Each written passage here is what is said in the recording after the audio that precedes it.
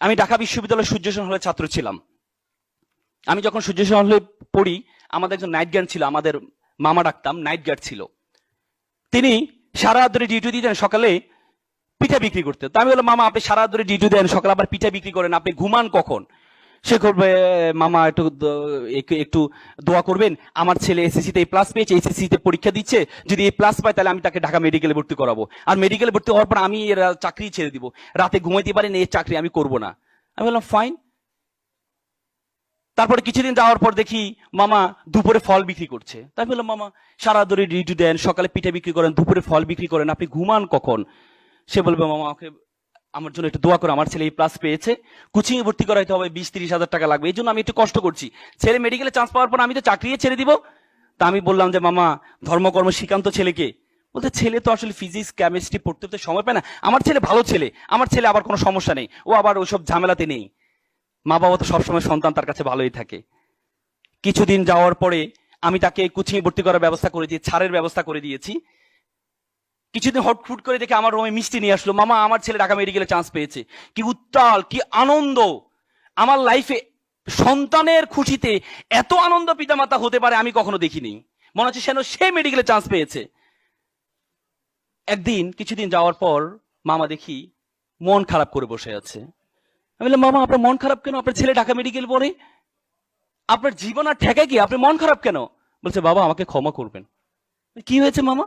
বাবা আমি আর পারছি না, বাবা আমি আর পারছি না, আমার ছেলে ইয়াবা আসক্ত, প্রতিদিন বাসায় এসে শোকেজের গ্লাস ভাঙে, আলমিরার গ্লাস ভাঙে টাকার জন্য। বাবা আমি বিশ্বাস করেছিলাম আমি যখন অসুস্থ হব আমার ডাক্তার ছেলে আমাকে সুস্থ করবে, আজকে আমি সুস্থ মানুষকে আমার ছেলে অসুস্থ বানিয়ে দিচ্ছে। এমন ডাক্তার ছেলে তো আমি চাইনি। আমার ছেলে যদি দিন মজুর হতো, আমার ভাইয়ের ছেলে দিন মজুর, সারাদিন কাজ করে এসে মা বাবার সাথে একসাথে খাওয়া দাওয়া করে, এমন ডাক্তার ছেলে তো আমি চাইনি, এমন অসভ্য ছেলে তো আমি চাইনি।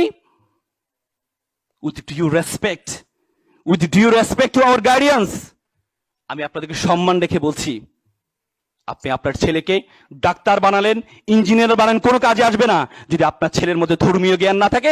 এই ছেলে ভয়ঙ্কর আকার ধারণ করবে, ভয়ঙ্কর আকার ধারণ করবে। স্টিমলি হিল ইংল্যান্ডের শিক্ষা কমিশনের চেয়ারম্যান ছিল।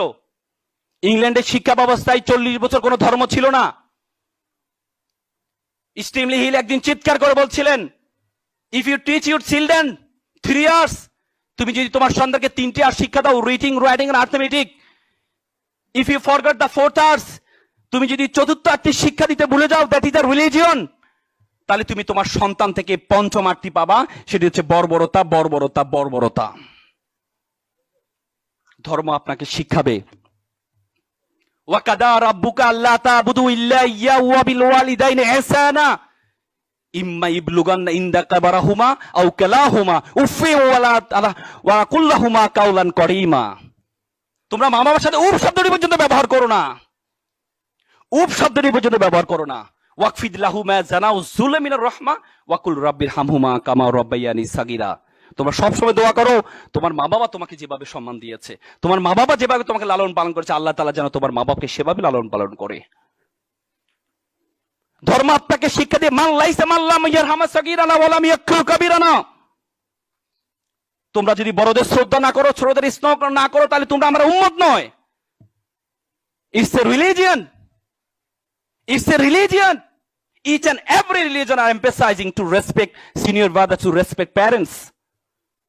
অত সৈন্য হকিল কামরূপ রহিত কপতগিনী নির্বিষ্টাহ দলবগ পিঙ্গ কদলি কুঞ্জ প্রমোদ মানরা মাচ্ছন্নয় পহিত প্রকৃতি বিলক্ষণী কন্যা ক্রম গ্রহিত। প্রত্যেকটি ধর্ম ভালো কাজের কথা বলেছে, প্রত্যেকটি ধর্ম। সুতরাং আমি আপনাদের প্রতি অনুরোধ থাকবে, আপনি আপনার সন্তানকে ধর্ম শিক্ষা দিতে ভুলে যাবেন না। আপনি ইংরেজি প্রাইভেট পড়াবেন, ফিজিক্স কেমিস্ট্রি প্রাইভেট পড়াবেন, সাথে সাথে 5,000 টাকা খরচ করে ধর্ম শিক্ষাটা দিবেন।